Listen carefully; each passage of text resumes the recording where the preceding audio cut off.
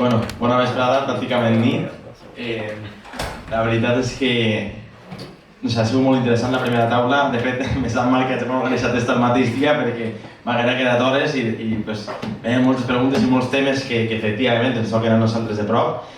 Però bé, com sabeu, aquestes jornades tenien a veure també amb aquests nous comunicadors, amb aquestes noves persones que en el periodisme que coneixíem fins a fa ben poc hi havia uns perfils molt clars, però ara la cosa canvia moltíssim amb les xarxes socials i fa que entren en l'aspecte comunicatiu, el panorama comunicatiu, molts nous perfils, moltes noves formes de comunicar, moltes noves persones amb formació i sense formació en un sentit acadèmic, però sí pràctic, és a dir, ja entren a ser moltíssimes coses, no? I per tant, aquesta segona taula, xerrada, col·loqui, va un poc sobre això, sobre les experiències digitals, però centrades en creadores de contingut que tenim ací.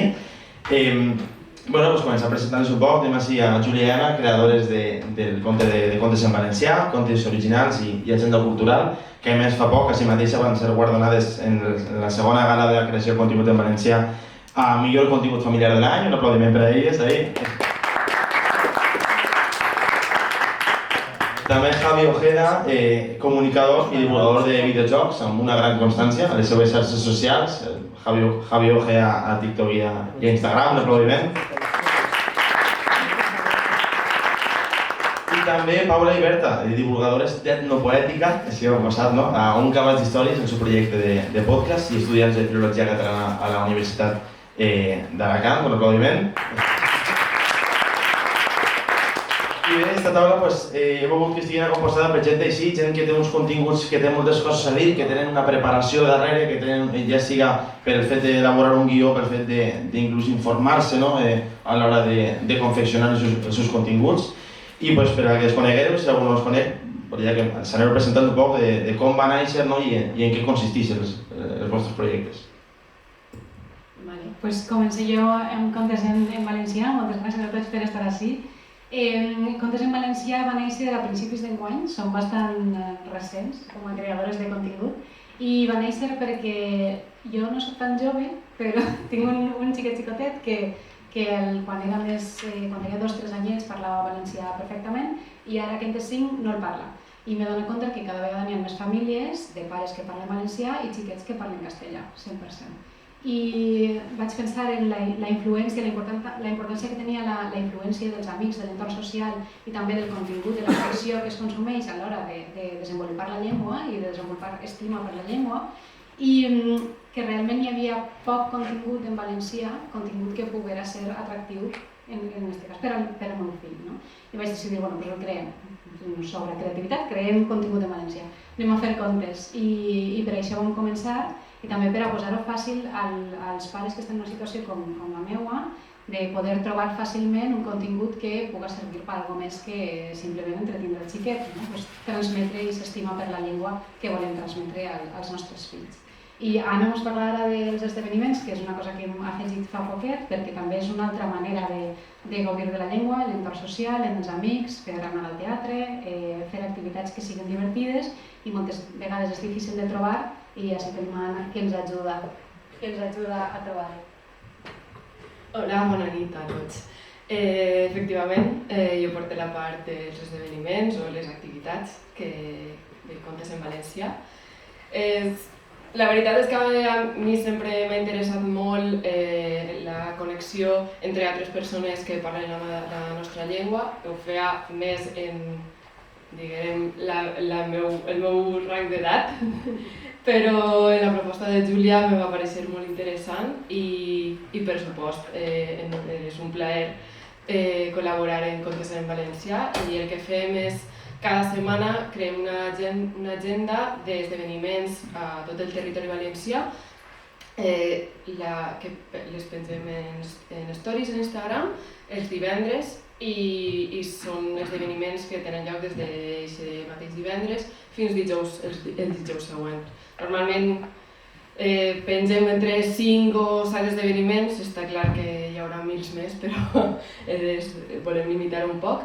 I dins d'aquests esdeveniments faig una selecció d'un, que és el que anomenem el comboi especial, i és un que me fa especialment il·lusió, que m'agradaria assistir o que pense en quan jo era xicoteta, que m'haguera paregut molt interessant. I crec que és molt important això, tindre unes experiències col·lectives també en la nostra llengua i en la part, en Contes en Valencià, la part dels esdeveniments, les xarxes socials en realitat són un mitjà, o una eina, perquè en realitat la vida està fora de les xarxes socials. Hola, bona vespre. Gràcies Aitor, gràcies a Psicomitat. El meu projecte també va néixer un poc enguany, no? De fet, en abril.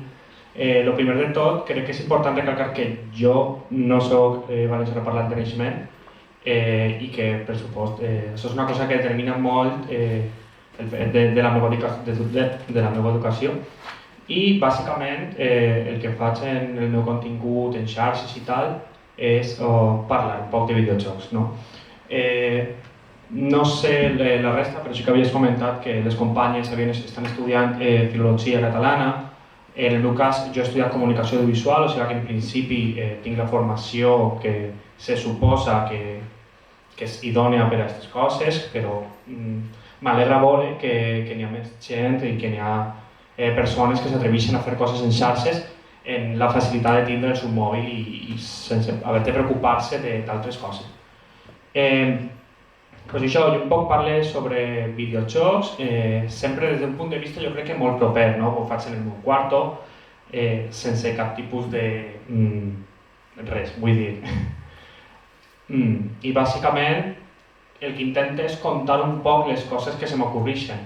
O sigui, pense o vaig jugant a un videojoc en concret i en aquest moment quan pense, hòstia, d'això, bueno, se pot dir hòstia?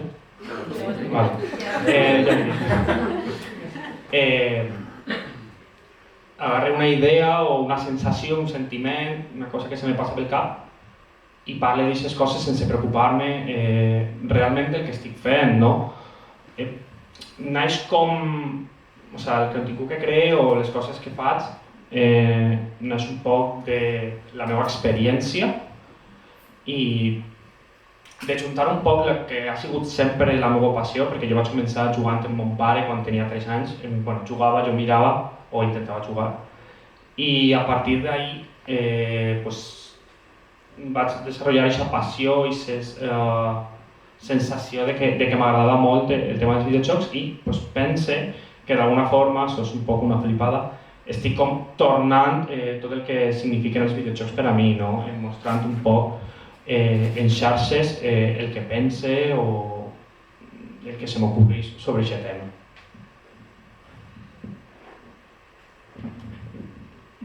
Doncs el nostre projecte també és nou. No sé si és que Aitor ho ha triat a posta o què ha passat, però nosaltres vam començar fa més o menys 7 mesos i vam començar perquè volíem posar en pràctica les diferents coses que havíem après al nostre grau. Podíem haver triat qualsevol altre tema, però ens vam decantar per un tema que especialment a mi em feia molta il·lusió, que era la cultura popular, la divulgació d'històries, llegendes, rondalles, tot aquest tipus de textos que creiem que a les xarxes socials no estaven tenint una cabuda real. Sí que és de veres que hi havia divulgadors o estudiosos que ho havien fet abans, Joan Borja, per exemple, que és d'Altea, o Víctor Labrado, o molts altres que ja havien fet aquesta feina abans però no l'havien portat a les xarxes socials. I nosaltres el que hem fet és dur aquestes històries a un projecte com a tal, formal, que es pugui gaudir, en el qual es pugui divulgar tot tipus de personatges. Per exemple, hem començat amb personatges més propers a nosaltres, però la idea és seguir fent i seguir guanyant espais i intentar portar convidats de qualsevol part dels països catalans. Jo crec que això de que sigueu noves creadores no és una que hagi decidit, és que jo visc tant el dia a dia de la creació de contingut en valencià que jo vos coneixem de fa anys. No, la qüestió és que, especialment este va ser el que comentava abans, perquè, i això també pot parlar sobre la maduració d'aquests continguts, volia dur a propostes que notara que tinguin una xitxa que parlar, no? Que hi hagués algo interessant més enllà d'un contingut que es fa de tot tipus, no en les xarxes, però més improvisat, que també hi ha molts, no? Com el meu, per exemple, moltes vegades.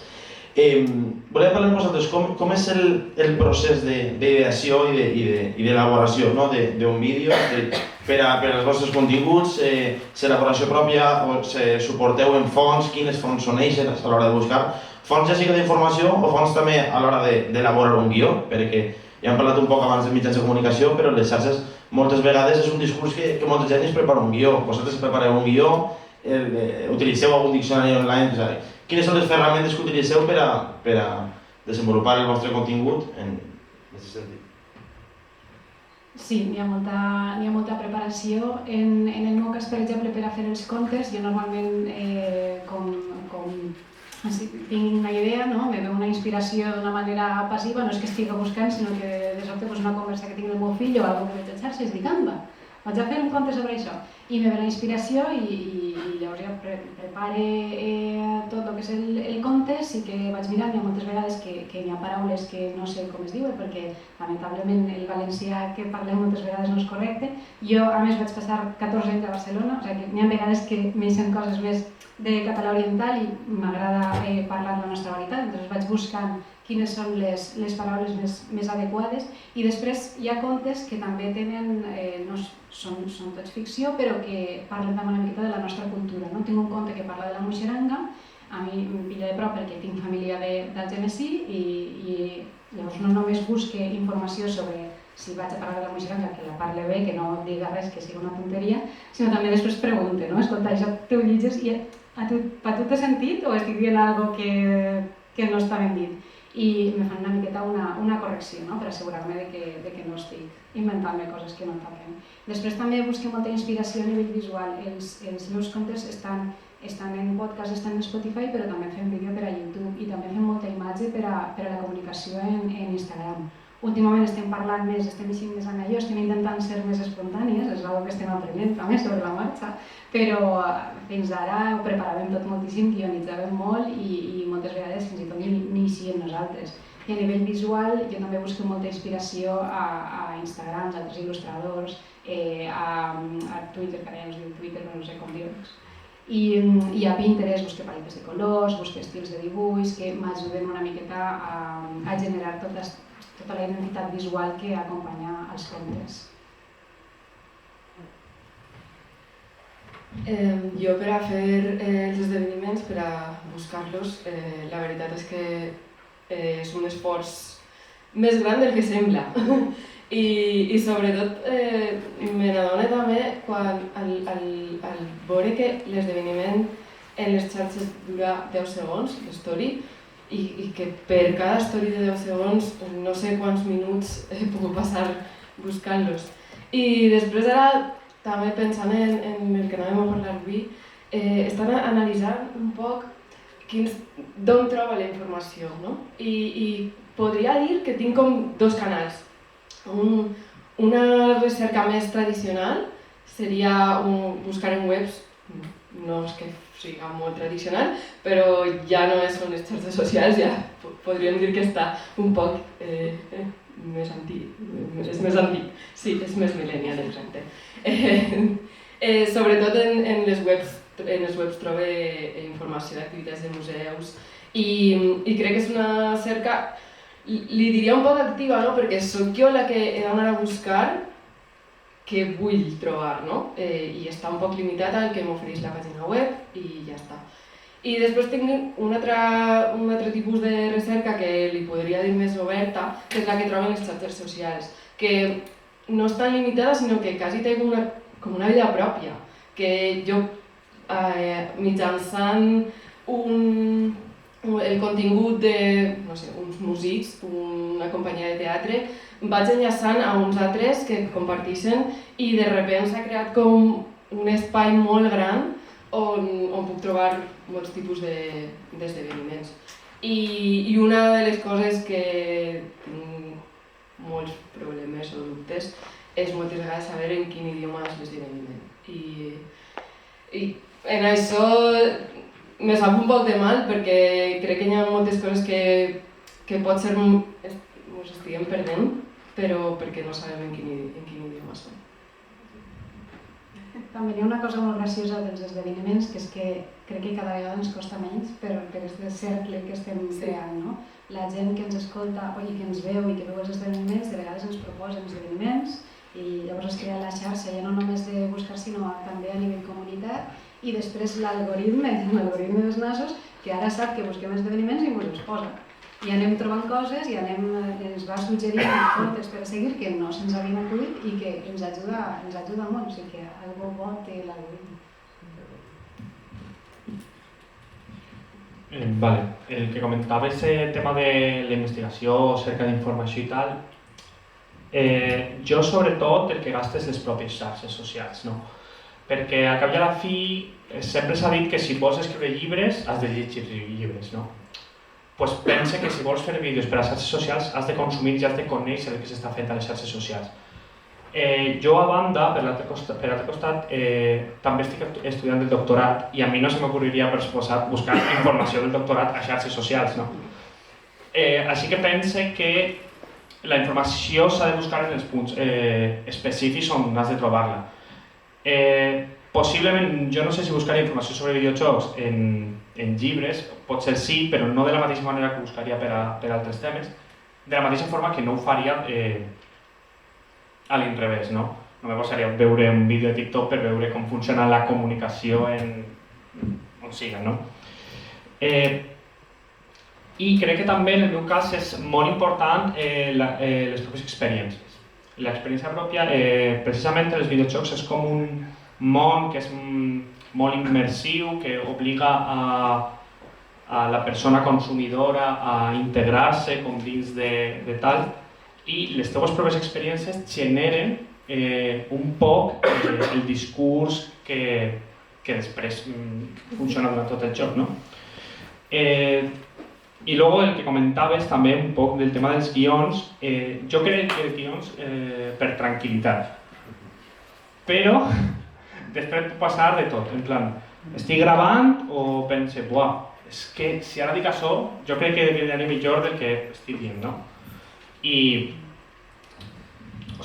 partís de la tranquil·litat que me dona tindre un guió, però també me dona la possibilitat de trencar-lo si és necessari, no?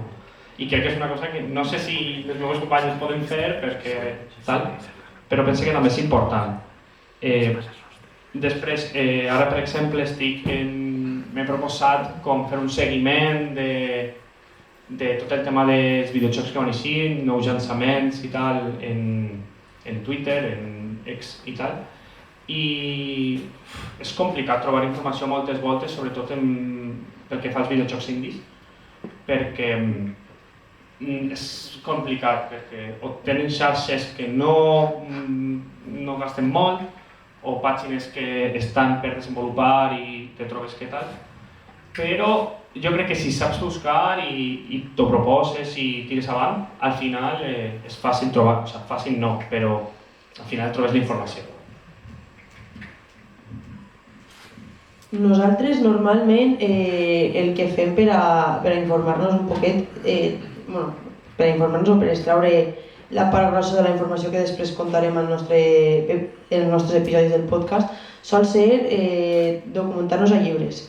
Per què? Perquè la majoria del contingut que nosaltres tractem anteriorment s'ha tractat a llibres, s'ha tractat a articles i nosaltres el que fem és extraure aquesta informació i muntem una espècie de guió, ho actualitzem i després sobre aquesta informació que traiem, normalment el que fem és contar una història o un conte, després dialoguem i parlem un poquet sobre això, ja no d'una manera tan acadèmica com pot estar mostrat a un llibre, sinó una manera més de col·loqui, d'entreteniment. Molt bé. Bueno, i ara parlem un poquet de xarxes socials. Al final de la primera taula s'ha tret molt el tema, no?, de les xarxes socials, i ara també Javi ho comentava un poc, no?, de saber si entrar o no a informar-se ahí depenent del que estigues buscant, no? de la índole que sigui aquesta informació que busques. Què tal l'experiència de compartir continguts de les xarxes? No? És a dir, trobeu un públic que consumeix els vostres continguts? Com es desenvolupa aquesta socialització? Com noteu aquest calor de la vostra comunitat? Perquè jo moltes vegades a l'hora de compartir els meus continguts, d'una banda, estic molt content de dir, jolín, que guai que existeix una ferramenta que es diu les xarxes socials que fan que jo que puc tindre el meu propi canal de difusió, no? Però a l'altra banda pense, i dic, que merda que allò que faig jo haig de passar per algo tan pervers moltes vegades com són les xarxes socials. I bueno, aquesta dicotomia i aquesta dualitat, no sé, comencem si voleu a l'inrevés. Què tal aquesta experiència de compartir continguts a les xarxes i el públic que se trobeu i això? Bo, la nostra experiència ha sigut molt bona, no podem tindre queixa, la veritat. Potser a l'inici sí que era un poc més dura, no hi havia un públic bo, no hi havia un públic fidel i no veiem un creixement, però és que tampoc era el que preteníem quan vam començar el nostre projecte, majoritàriament perquè nosaltres el vam començar, entre altres coses, per llevar-nos la vergonya a parlar. I com estàvem llevant-nos la vergonya no hi havia cap problema de que ningú ens fera ni cas. Però la cosa va anar canviant, anàvem fent els capítols al dia, és a dir, el que publicàvem l'havíem gravat feia 2 o 3 dies i això ens va permetre tenir una evolució molt ràpida. Perquè si veus els primers capítols veus que tu estàs com a convidat i els convidats també són amics nostres i persones que no estaven dins d'aquest cercle de l'endopoètica i de la divulgació de la cultura popular. Però vam anar creixent a poc, vam aconseguir contactar amb persones que en cap moment ens han tancat les portes i tot el món rebia aquesta proposta com una idea molt bona i tan malament no ho estàvem fent perquè literalment és del museu. L'última proposta és molt pareguda a la que estem fent nosaltres ara mateixa i en aquest creixement, doncs, clar, hem tingut un augment molt bo, van tenir un punt d'inflexió superimportant en una entrevista a una persona de Perpinyà, del Conflent, la qual va ser el punt d'inflexió més gran del programa, ja que va ser una porta oberta, ens va conèixer moltíssima més gent, ja no només dins del País Valencià, sinó arreu de tots els països catalans, i va fer que aquest projecte verdaderament cobrarà sentit, perquè ja no només ens centraven en les nostres comarques, sinó que obríem una porta completament nova i que a més ens ha obert d'altres portes per a poder entrevistar, no sé, a Vicent Vidal, que també és un professor de la universitat, no sé.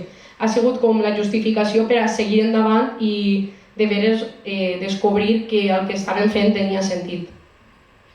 I clar, de vegades aquesta possibilitat d'entrevistar a certes persones que són un poc més coneixedors del tema ens ha vingut gràcies a alguns seguidors que ens han dit mira, doncs jo conec a aquesta persona, si voleu puc parlar-li i dir-li si voleu entrevistar-lo, i ha sigut coses així i és que hem tingut, jo estem en general molt contentes de la rebuda que hem tingut perquè no ens ho esperàvem. Personalment, jo crec que a vegades sí que és complicat arribar a la gent, va un poc per onades, no? N'hi ha mesos que dius, buah, l'estic petant, i altres que és com, que atasquen. Però, i sobretot, quan el nivell de producció és limitat, no podem estar creant coses tots els dies perquè tenim altres obligacions i això fa que, òbviament, n'hi hagi altres persones que sí que se dediquen específicament a tal que per quantitat acaben com superant el tema de la recepció, no? En el meu cas sí que he notat en alguns casos que la recepció millora, sobretot quan parles d'un videojoc en específic que a aquesta persona li agrada, no? I jugar molt també, per exemple, en la nostàlgia. En plan, si parlo d'un joc al que has jugat quan tu eres xicotiu, quan eres menut, la penya diu, uah, tal, mira, te'n recordes d'este joc, tal, i és com més probable que el compartís, que no, que et deixin un comentari. O que diguen, uah, tal, doncs mira, també hauries de parlar-hi d'altre joc, no? I la comunitat, jo crec que la meva específicament se genera a partir d'ahir, no? De compartir un poc el que pensem sobre certs videojocs, sobre certs moments que ens han marcat, perquè és un hobby que jo crec que se genera quan eres molt menut i creixes en ell, no?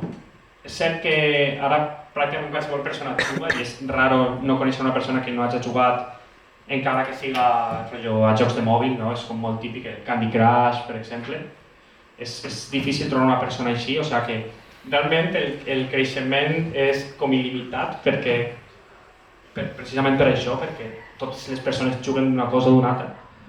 Però és cert també que en altres casos te curres molt un vídeo i dius, ja està, ja ho tinc, l'he petat.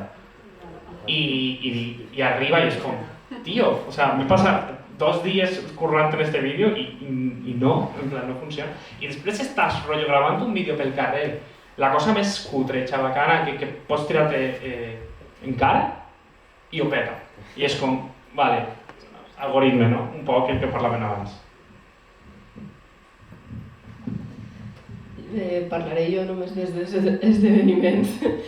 Com podeu imaginar, els esdeveniments són en la vida real i tenim, jo crec que tenim menys retroacció sobre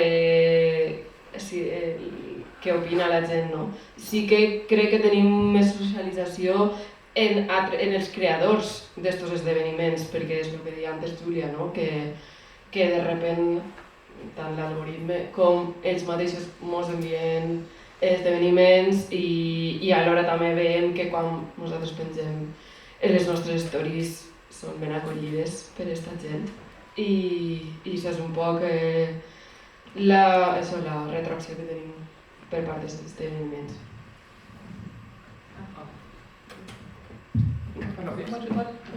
Vale. Jo porto més la part de xarxes, de contes en valencià i jo he sigut bastant autodidacta. Jo des que vaig començar en gener, pues, el que vos he dit, primer vaig començar pel meu fill i llavors com les companyes també em donava igual que no me veig a ningú perquè l'important en aquell temps parlar de valencià. Però a poc vaig anar veient que realment hi havia la necessitat perquè el nom Contes en Valencià, com és bastant explicatiu, la gent ens anava trobant i ens seguia. Però sí que he trobat com molta diferència de ritmes. Nosaltres tenim els contes que són per als xiquets i després tenim Instagram. I de vegades és com que Instagram s'ha convertit en un ente en ell mateix que no són els contes, és una altra cosa. No? Perquè jo no estic parlant als xiquets, estic parlant als pares dels xiquets. I estic parlant amb una altra gent també que tinc per ahí, que segur que no escolten ni un conte, però estan ahí i me posen like. I és una comunicació que també me dona molta vida i que em dona ganes de fer contingut, però de vegades me pregunto, però què estic fent? O sigui, aquí estic comunicant què estic dient, què vull aconseguir amb això. Això no són realment els contes en valencià. I jo estic contenta perquè en Spotify cada vegada que puig en conte va generant poquet a poquet, anem tenint més seguidors, anem tenint més puntuacions positives, la gent ho va escoltant, sempre va creixent, el conte sempre va creixent. I en Instagram és més explosiu. Fas un tipus de post en concret, vaig començar en abril, això vaig fer un microconte que ho va petar. Ho va petar al meu nivell, ja no us poseu. La tenia 600 likes, no havia vist mai 600 likes. I va començar a seguir-me gent jove, que no té fills segur, i que està ahí, i es tinc de seguidors. I de tant en tant faig microcontes per tindre més seguidors, però no són realment el públic que després escoltarà el conte. Entonces estic una miqueta experimentant i aquesta doble velocitat, que crec que en algun moment també arribarà a un públic que no és el meu públic directe, pot fer-me arribar al meu públic directe a través d'ells, no? Que ells puguin compartir també aquest contingut si els agrada i arribar a algun altre, i estem una miqueta experimentant aquest creixement. Però també al principi, quan intentàvem fer créixer el conte, jo primer que vaig compartir és amb la gent que jo conec, no? El grup de pares del col·le, el grup de les meves amigues d'infància, doncs no me seguia ningú, tots, que xulo, i ningú me seguia. Això tindria que ser el més, no? Jo pensava que la gent, i després quan després vaig veure que sí que tenia una acollida, tenim molts seguidors catalans, per exemple, els xics de Cavallfort van compartir una de les nostres publicacions i sempre ens estan recolzant moltíssim i també està bé veure que gent de Balears o gent de Catalunya, que no és el valencià, que és el que jo volia arribar en un principi, també ens estan recolzant i també estem compartint el nostre contingut. Però bueno, les xarxes tenen això, la part bona que és la llibertat de poder fer el que jo vull i poder experimentar. Jo per la meva feina treballo amb molta gent, gestiono projectes i a vegades és un rotllo perquè tens que parlar amb molta gent i coordinar i que tot el món estigui d'acord i això va ser com jo me poso a escriure els meus dibuixos, els meus contes i faig com una feina. i publico el que me dóna la gana, i si funciona bé, si no funciona no, i vaig aprenent. I després també aquest buit de passar-te molt de temps fent un conte, preparant un conte i publicar-lo i pensar, com has dit Javi, com el company, en plan, buah, tinc un conte, l'últim que el del llegat, i jo dic, buah, és xulíssim. Bueno, m'ha petat, doncs no. Ho publiques i te quedes un poc en un buit de, ui, tanta feina, i ara què? I en canvi després fas un vídeo tonto i te genera seguidors, la gent comparteix, i és un poc aquesta frustració, però alhora també aquesta alegria de que no t'has esforçat i has guanyat, és un poc raro, però bueno, estem aprenent. Sí, és un poc el que se comentava també a l'altra taula, el tema de l'algoritme i que com és supervolàtil, no? Que a vegades et recompensa i t'ho dona tot i altres com que no. Com que dona la sensació de que sempre hem d'estar com reinventat un poc el format, no? O sigui, no podem pujar sempre el mateix perquè ens dona la sensació de que ens quedem com estancats, no? Un poc. I jo crec que també ens costa canviar, no? O sigui, per un costat, com que volem veure si fem una prova i funciona o fem altres coses, però per altres com... És que el que vull que fer és realment això, no? I crec que és important també pel concepte del que és la fidelització de la gent, no? Perquè moltes vegades quan una persona te segueix espera veure unes coses concretes, no? I si canvies un poc la forma en la que ho fas, no? És com que, o sigui, la penya ho veu i com que s'assusta i no sé si m'estic explicant, però és com... Has d'aconseguir que la gent accepti els teus nous formats o les teves noves formes dins d'una cosa que tu mateix has creat, no? I la sensació és un poc estranya. Me passen moltes coses per cap, de cada cosa que dius estaríem mitja hora parlant. A veure, és veritat, aquesta socialització és molt peculiar, no? Perquè per una banda, efectivament, com dius, faig un vídeo de merda i de repente és brutal l'acollida que té i no saps ben bé per què. I després, doncs això, m'he tirat 5 hores seguides fent un vídeo ahí, tal, editat, aquestes coses, tal, i de repente TikTok ha decidit perquè sí, xerrar-lo. Jo, per exemple, l'altre dia vaig provar a fer un vídeo de novetats musicals, tal, i vaig penjar el mateix a Instagram i a TikTok. Instagram en una hora tenia més de 1.000 visites, TikTok 20. I dic, i per què avui l'ha pagat en mi? I ja ha decidit tancar el vídeo, que no el vegin ni meus pares, no? I no acabes d'entendre. O, per exemple, també aquesta socialització quan venim al món tangible, és el real. Per exemple, avui així heu vingut gent i estic superagraït per això, però jo què sé, per exemple, de per què n'hi fa un podcast i depèn 300 oients i quan aconsegueixen fer uno presencial, que costa molt aconseguir, dius, on està esta gente? Saps? On estan les 300 persones que m'ha escoltat, no? I és difícil, jo crec que duri aquesta relació, no? Josep, volies dir alguna cosa que estaves ahí? Volia fer-te una pregunta, que on vas pujar abans el vídeo, si a Instagram o a TikTok? Vaig pujar primer a Instagram i he pensat si això té a veure, però bons, per minuts. La pròxima la vull fer al contrari, a veure què passa, no? I jo què sé, jo per exemple, en això, pues 12 anys o quasi 9 anys creant contingut regularment a les xarxes i estic content perquè com que he aconseguit arribar a un punt on quan faig un contingut a YouTube, que és realment la plataforma que a mi m'agrada, tot i que ja no sigui la que funcioni, no?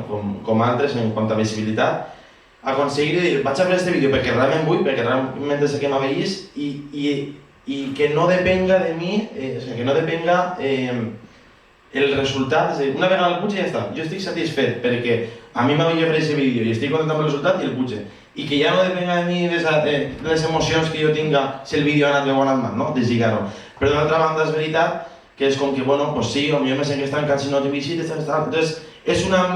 Jo intento vale, faig els vídeos que a mi m'agraden, però també tenint en compte el que pot funcionar, aleshores de volta en quant anar fent coses així i mesclar-ho, no? És una socialització ahí entre tot complicada.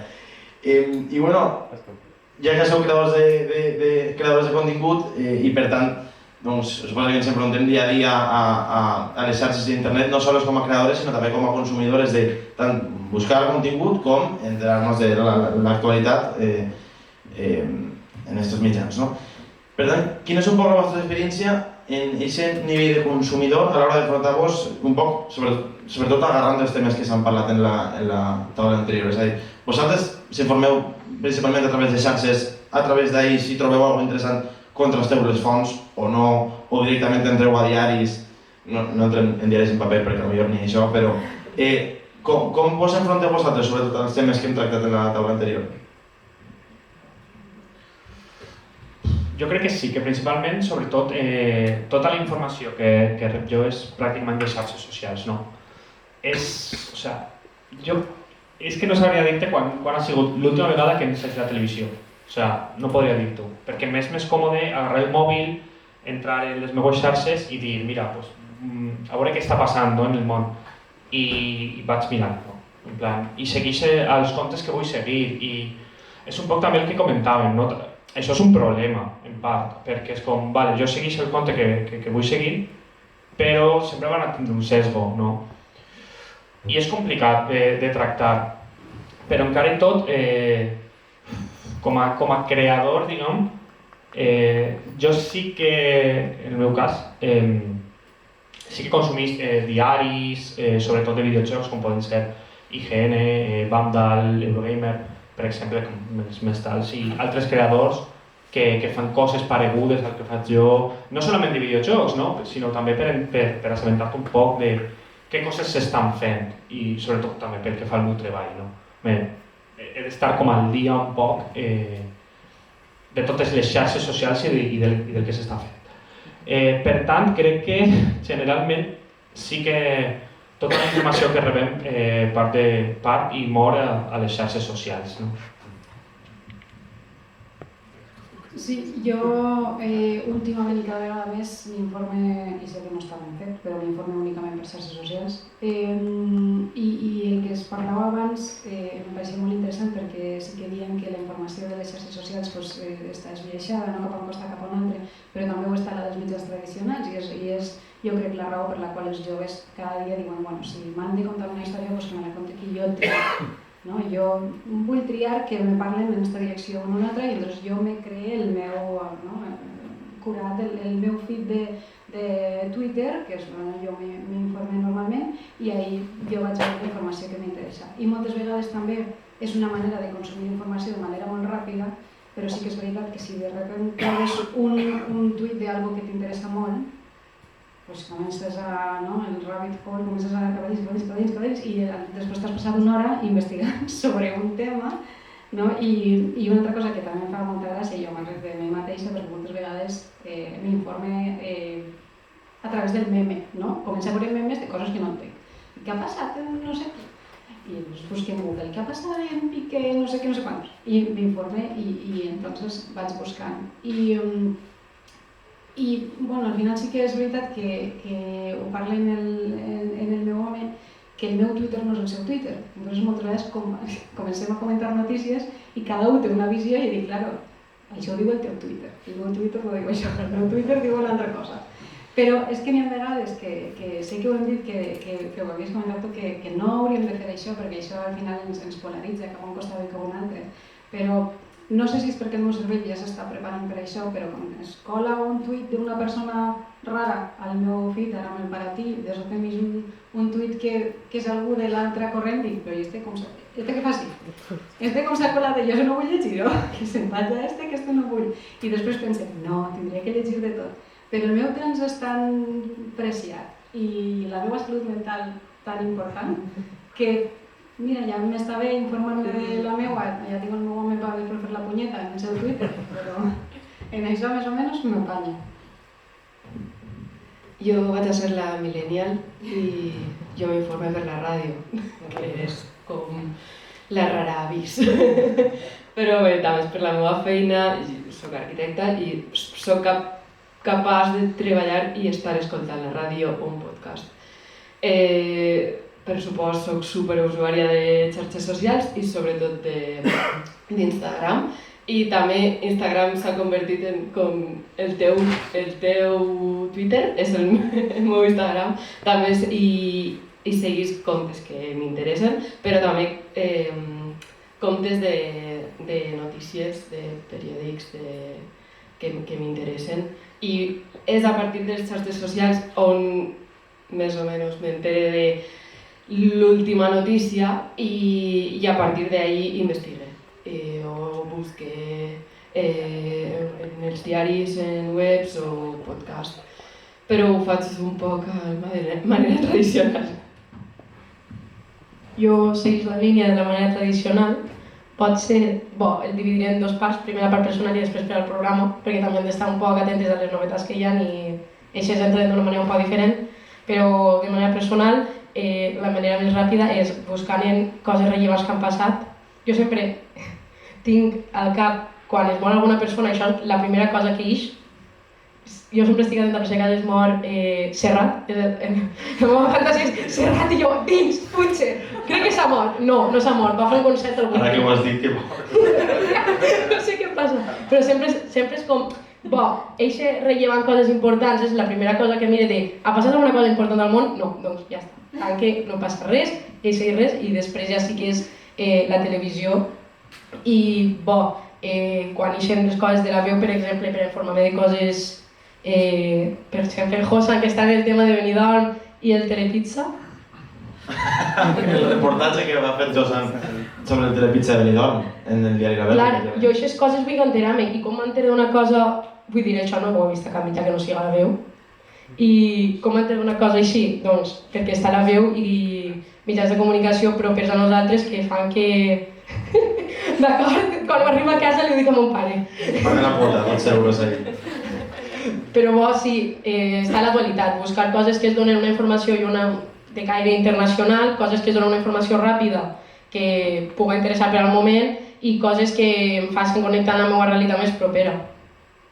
I després per al programa, sobretot les revistes d'investigació més habituals, com per exemple ara així la Cap Lletra, tots els temes que estan tractant-se, per exemple ara l'endopoètica i la cultura popular està tirant molt cap a un tipus de investigació femenina per a veure com han sigut els personatges femenins i tot això està passant ara mateix i són coses que a nosaltres, per exemple, per al programa ens toquen molt a prop i també ens pareix important que tipus de projectes com el Cap Lletra o, per exemple, a la Universitat d'Alacant es fa la revista Itaca, són les que ens mostren la realitat per a les coses que nosaltres estem tractant i estudiant.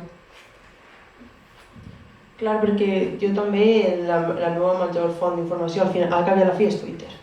Perquè entre Twitter i en Twitter trobes des del meme, com ha dit ella, fins a articles, notícies que deixen les notícies de Punt, de TV3, del diari La Veu, tot això barrejat amb els memes i això, aleshores jo pràcticament m'informe per ahí.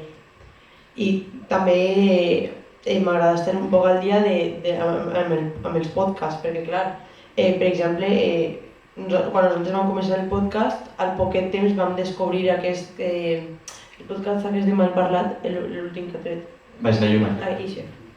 Clar que també conta històries com nosaltres, però és una temàtica d'una manera de fer-ho prou diferent, vull dir, no té massa a veure. El contingut final és semblant, però no és el mateix. Aquí les companyes també han comentat una cosa i crec que és important per al tema de com ens informem, no? El meu Twitter versus el seu Twitter. I és extensible, no? Com a totes les xarxes socials. Moltes vegades és com en el treball o en la meva parella és com has vist el meme este que és superfamós? I és com, de què m'estàs parlant, no? En plan, no. I és com una conversa molt habitual. Pensem que ho estem abarcant tot, però realment estem en un trosset super xicotiu que no és ni una mil·lèsima part de lo que realment és tota la xarxa social. Si algú veia el meu Twitter se pensaria que el valencià està més que salvat. De fet, el castellà això què és? No m'ix. Bé, doncs com veieu, efectivament, hi ha les xarxes socials molt detallat, hi ha un projecte molt detallat, moltes vegades nota que estan molt estigmatitzades perquè, malauradament, els continguts que es viralitzen a les xarxes socials no són justament de perfils que tinguin coses a dir de valor i això és una puta, és així. Però bueno, ja té tant molt de valor com els projectes que hem vingut així. Abans de fer un poc de conclusions, no sé si gent té preguntes per així sobre... A veure, Javi?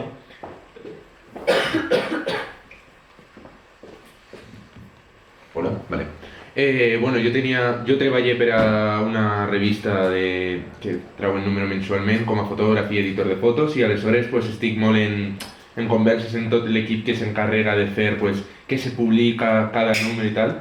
I sí que me fixe que en quant a pròxims números, però de lo millor de 2 o 3 edicions després, o sigui, projectes més a llarg plaç, sí que n'hi ha un poquet de caos. Aleshores, jo la pregunta que volia fer és, en quant a planificació de continguts a llarg plaç, com ho gestioneu per a que no se faci tanta bola?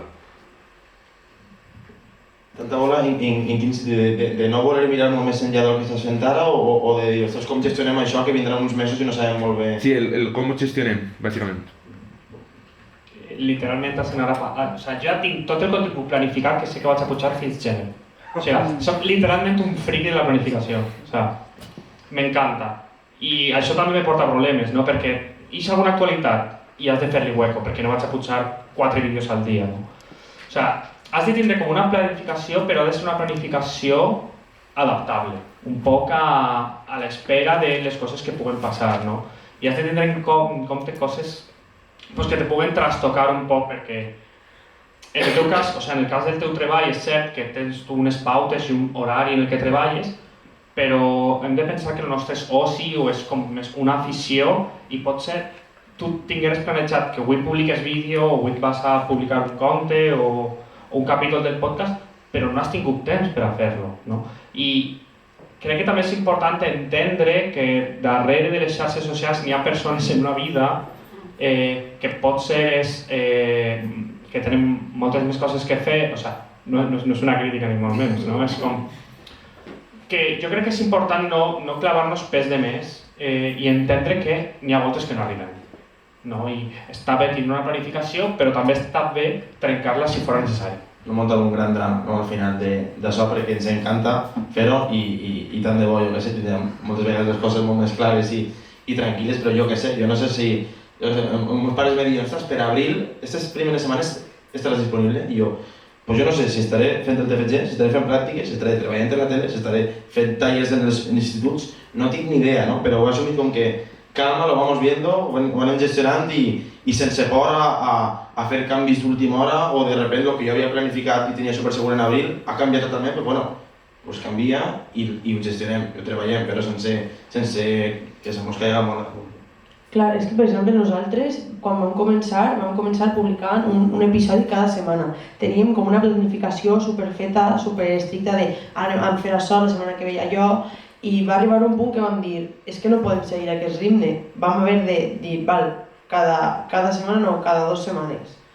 Vam començar així i la llista que teníem d'idees o de coses que volíem fer no ho he pogut fer tot en una primera temporada, aleshores és com que ho tenim ahí i són idees de coses que anem a fer, ens fa igual quan ho fem, però la intenció és fer-ho conforme millor vaig a venir-nos. Perquè, per exemple, per la primera temporada vam contactar amb una convidada que va desaparèixer, no contestava els missatges i després l'altre dia em va aparèixer i em va dir Berta, perdó, m'han sorgit coses i no he pogut. Dir, tranquil·la, no passa res. I em va dir, no, però si vols gravem ja. Jo, no, tranquil·la, si vols deixem temps i de tranquil·litat i a més avant gravem. Però és això que, clar, de vegades també si depens de terceres persones no pots tindre-ho tu tan estricte, tan marcat. Has de deixar-te un poc més fluir i deixar-te dur. Però alhora també si treballes amb altres persones tampoc pots fluir 100%, perquè jo des que estic treballant, o sigui, jo antes era 100% improvisació, doncs m'ha ser permet que el dia de la dona, vaig a fer això. Com les xarxes te donen aquesta possibilitat de fer coses superràpid i tens eines per dir, pel matí faig un dibuixet, escric 4 coses i ho publique, no cal pensar-ho molt, també tindre aquesta llibertat de poder-ho fer, si ho tens tot planificat te perds aquesta espontaneïtat que te pot donar coses molt riques, però clar, si treballes amb una altra persona, doncs ara sí que parlem. Ara és com a veure, si el dijous, si el divendres anem a publicar esdeveniments, doncs no vaig a publicar jo alguna cosa per matí, perquè només estic contraprogramant-la. I si hem de fer alguna cosa juntes, doncs ens hem d'organitzar, perquè no vaig a fer jo i després ella si té molta feina aquesta setmana o si jo tinc molta feina aquesta setmana, no coincidir. Aleshores, trobar un poc l'equilibri, sempre deixant una miqueta d'espai a la improvisació. Jo no sé si igual me vol matar algun dia, perquè jo li dic, el dilluns publicarem això, i el dissabte li dic, ho publiquem ja ho tinc, ho publiquem. Em diu, per què? Jo no sé, ja ho tinc, ho fem. O sigui, igual me vol matar, però tenim que anar organitzant-nos i poquet a poquet, però com diu Javi, no és la nostra feina, no és un divertiment, és algo que ho fem també perquè ho disfrutem, doncs hem que ser benevolents a nosaltres mateixos. Alguna pregunta més? Alguna curiositat? Per rematar? Atenció, Joana Sánchez Pastor, tu periodista de confiança. Bona tarda, ja, sí. No, jo tenia una pregunta per a tots. Estàs inclòs tu també, Aitor, perquè t'entra com a creador de contingut.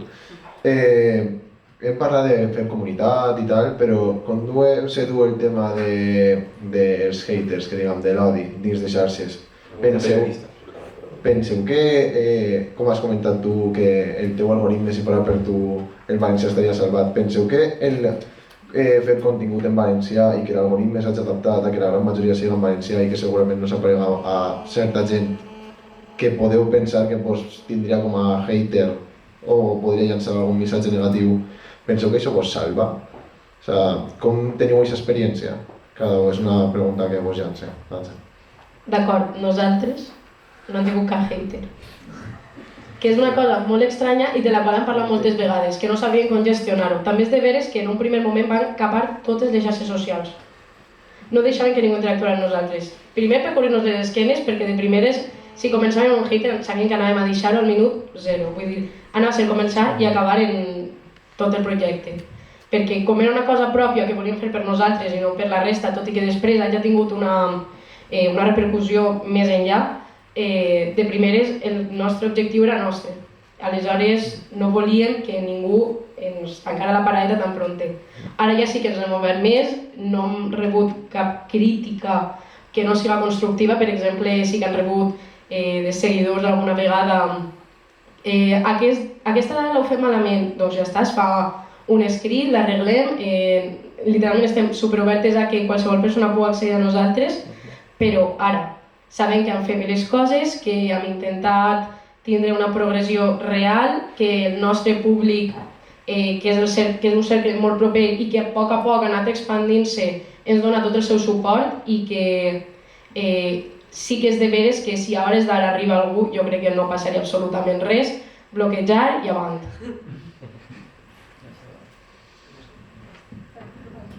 Jo crec que depèn molt de la xarxa, perquè Instagram, almenys des de la meva experiència, és una xarxa bona, no n'hi ha tanta negativitat com a lo millor Twitter. I jo com a usuari de Twitter, al començar vaig fer un Twitter de comptes en valencià i vaig començar a rebre seguidors estranys. Vaig començar a mirar i gent de partits no afins al valencià i vaig dir, no, mala pinta. I doncs jo no interactué tant perquè sí que vaig veure Així n'hi haurà jaleo i no faig tanta feina allà. Però en Instagram, algun comentari, vaig veure un comentari de que volia fer un conte sobre la monarquia parlamentària d'Espanya. Vaig dir, ignorar. Gràcies. I ja està.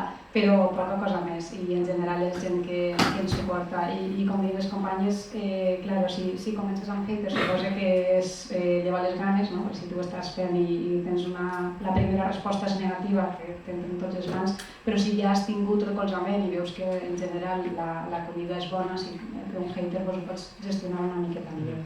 Però per sort no... Vaig tindre por en Twitter i no he seguit ahir, però no, poca cosa més.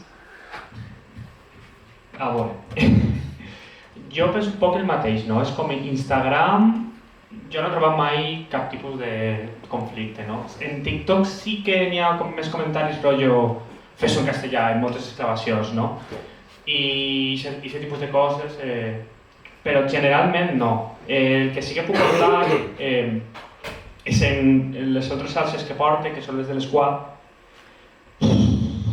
Ahí n'hi ha moltíssima tela. Què diu, però català? Catalanistes. I tu és com, sí, què més? Rollo catalanistas o tal, ¿qué hacéis hablando en castellano, en valenciano, cuando tal, no sé qué? I és com, bueno, interaccions gratis, no? En plan, m'estàs donant més views, al cap i a la fi és com, lo millor, jo crec que en aquests casos és passar un poc del tema, no, ni tan segon borrar el comentari, no? Perquè al cap i a la fi, aquest comentari també va fer que arriba a altra gent. Si ho penses, no? És com interaccions, en plan, reach, insights, a tope. Digues el que vol, que jo no te vaig a fer cas. No sé, jo m'ho prenc prou de forma anecdòtica ja, és a dir, en el sentit de que jo al principi sí que entenc i tenia aquest punt, com crec que tots hem passat en algun moment, on quan reps algun comentari en aquest sentit o negatiu, independentment si realment estàs sent algo constructiu o no, que normalment no ho sol ser, buah, te pares i dius, buah, tio. I no te dones compte realment que les altres 200 persones que han vist el vídeo sí que estan supercontentes, fantàstic, meravelloso, no? Però tu has prestat atenció a això. Carles, en l'Acceleradora, que és un projecte formatiu que hem fet així també amb Basicom en setembre i en octubre, Carles, que és la persona que estava encarregada de tot el temari, parlava de... Bueno, parlarem un rato de com gestionar el hate i una de les claus que deia és independentment de la forma en la que tu interactues, que pot ser o mira, bloquejar-lo perquè no vull tal, o deixar-lo passar, o riure un rato d'ell, d'aquest comentari, que això no canvia el teu contingut. És a dir, que per culpa d'aquesta persona que t'ha pogut dir això perquè li ha passat el moment i ja està, tu de sobte no vaig a canviar el teu contingut o la teva percepció, tot això, sinó que al final, en tot cas, si fa una crítica constructiva ja pensaríem si realment transcendència aquest comentari. Però que això no afecte a la teva il·lusió i a les temàtiques o els continguts que tu fas. I també, per exemple, també hi ha coses positives. Per exemple, a Twitch, quan jo m'he posat a fer un directe, per exemple, d'un joc en concret, i resulta que és un joc que juga molt poca gent, pues de repente entra gent de Sudamérica y me posaba, hola tal, soy de Argentina, no conozco muy bien el idioma, pero lo estoy entendiendo bastante, y yo le conté pues, que es el valencià, que es el català, tal, no sé qué, y flipa, pero entra en una percepció, bueno, no entra en una barrera, no entra en un autoodi que tenim així, no entra en totes aquesta politització que hi ha en la llengua i entra des d'un punt de vista tan sa, correcte i jolín, que tu acabes supermotivat d'aquest directe no perquè t'hagi llegit per la partida, sinó perquè hi ha una persona que en tot l'interès del món no coneixia la llengua, ara sap el que és i diu, doncs l'entenc prou bé, tot i no coneixerà ni parlar-la. Aleshores, no sé si teniu alguna pregunta més o fem un poc de... Ara, Josan, per ahí. No vol micròfon. Micròfon. Anem a saber. De 0 a 10, com creieu que la vostra audiència valora lo fidedigna o no fidedigna que són la vostra informació, les vostres fonts a l'hora de generar contingut? És a dir, si alguna vegada claveu alguna espardenya, com creieu que s'ho prendrien i com d'important penseu que és per a d'ells? Si pot ser, de 0 a 10. Espardenya l'aspecte lingüístic o l'aspecte de contingut? No, de contingut. De contingut. El nostre públic és que, en general, aquestes coses se les ha pres bé perquè, per exemple, en el cas que ha dit Paula abans, que en una entrevista a una persona, Paula i jo vam dir ai, doncs aquesta cosa no la coneixem, potser no és d'aquesta zona. Són els saludadors, per si de cas. I per exemple, la mare de Maria, que és Maria està ahí, ens va escriure un correu al Gmail dient-nos doncs jo sí que ho conec, hi ha aquesta informació, existeixen aquests llibres, doncs ho passe, i ens ho va passar. I això ens ha passat en algunes altres persones, també sobre el mateix tema, que hem tingut en compte de dir-nos ho esteu fent mal, no, ens han dit així heu patinat un poquet, però així teniu informació, així apareix. I aleshores sobre això vam rectificar i vam fer un fil de Twitter i es va apanyar. És més, gràcies a coses com eixes fa que el nostre programa... Vull dir, és que, clar, hem de tenir en compte que el nostre programa és una cosa molt concreta. Que per això pot ser també, si ho filem en els haters, tampoc arriben tant. Perquè has d'estar buscant una cosa molt concreta o descobrir una cosa i que t'interessi aquest tema com per a poder entrar dins. Aleshores, com les persones que reben el nostre programa són persones que verdaderament estan interessades mínimament en aquest tipus de cultura i en aquest tipus de difusió, les persones també es molesten en que nosaltres puguem fer un contingut de qualitat.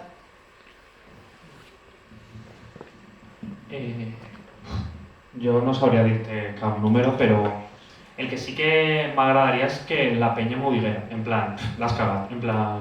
O sigui, no l'has cagat, sinó t'estàs equivocant en això i així tens la font, no? Perquè pense que és important per un tema de veracitat. És cert que les meves temàtiques no és que siguin molt serioses, diguem, o no és que siguin molt com podem dir-lo? Canòniques, acadèmiques... Exacte, o sigui, òbviament no.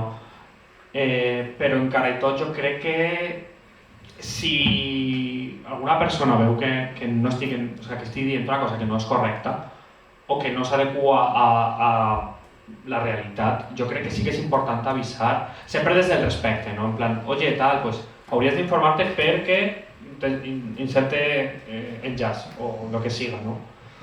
Així que no sabria dir-te un número. Jo diria 0, però jo crec que en els esdeveniments ens hauria d'importar.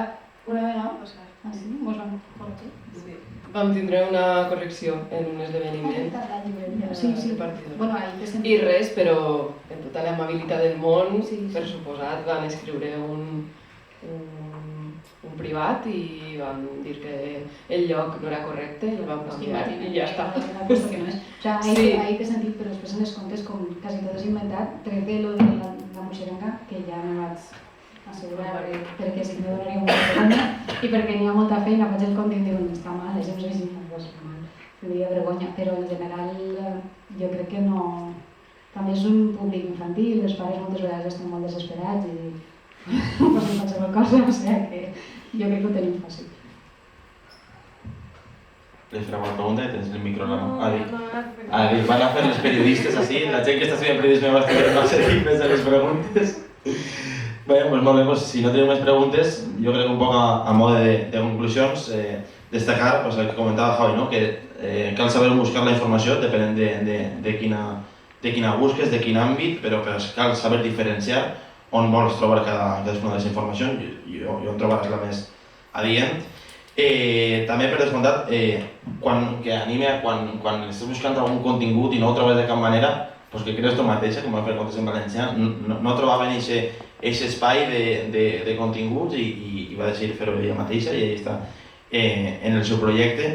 Que tot és autoaprenentatge, que no tinguin por a dir és que jo no me vaig a posar per exemple, a fer TikToks perquè no tinc aquesta supercàmera o no streamings perquè no tinc aquest superordinador. Tot el món hem començat en un mòbil on hi ha això, en la mà, i per tant que no se sentin limitats, no vos sentir limitats de no tindre material, sinó afortunats de que estem en un moment on tenim un material inimaginable comparat a fa uns anys, no? Per a l'hora de crear, i que tot això és absolut autoaprenentatge. Jo estic en quart d'audiovisuals i pràcticament de lo que s'aprèn de la carrera canònic no s'aplica a aquestes coses, per tant tot és autoaprenentatge constant i també que no tingueu por a abarcar noves temàtiques, no? Com fan Pau Albert a un Cavalls d'Històries, unes temàtiques molt concretes, però que al final no tot ha de ser cabra fotuda de la TV Vicentica, no tot ha de ser humor folclòric, no tot ha de ser... Tot i que siga el més viral normalment, i això fa que nosaltres tendim a pensar que és l'únic que es fa, en aquest cas en valencià, hi ha moltíssimes coses que es fan i moltíssimes temàtiques per abarcar, i cal abarcar-les. Recorda que vaig fer un taller a un institut on, quan pregunte quin contingut crearíeu vosaltres la mateixa, va alçar una mà i va dir, jo faria contingut de bous. I li va dir, pues series referent de bous en valencià, perquè si és l'única persona que comunica bous en valencià. Te seguiria jo? Possiblement no. Però m'entens, n'hi ha que abarcar totes les temàtiques per buscar aquesta normalització i no tindre por a no vaig a fer aquest tipus de contingut i menys en valencià, però n'hi ha que llançar-se i atendre aquests impulsos creatius que tinguem, que si ho feu segurament us canvien la vida, com ho va fer a mi. O sigui que no res, agrair primer a les companyes creadores que s'han animat així a vindre i contar-nos les seves experiències, a SICOM per la confiança de voler organitzar aquestes jornades, a vosaltres per descomptat, assistents, per donar-li sentit a tot això, i que bé, que vos anime a seguir els seus projectes, a entrar a poblet.info per a trobar tota la resta de projectes que es fan en valencià, que hi ha molt diversos i molt xulos i amb molt de valor, i que no res, que moltes gràcies i bona nit.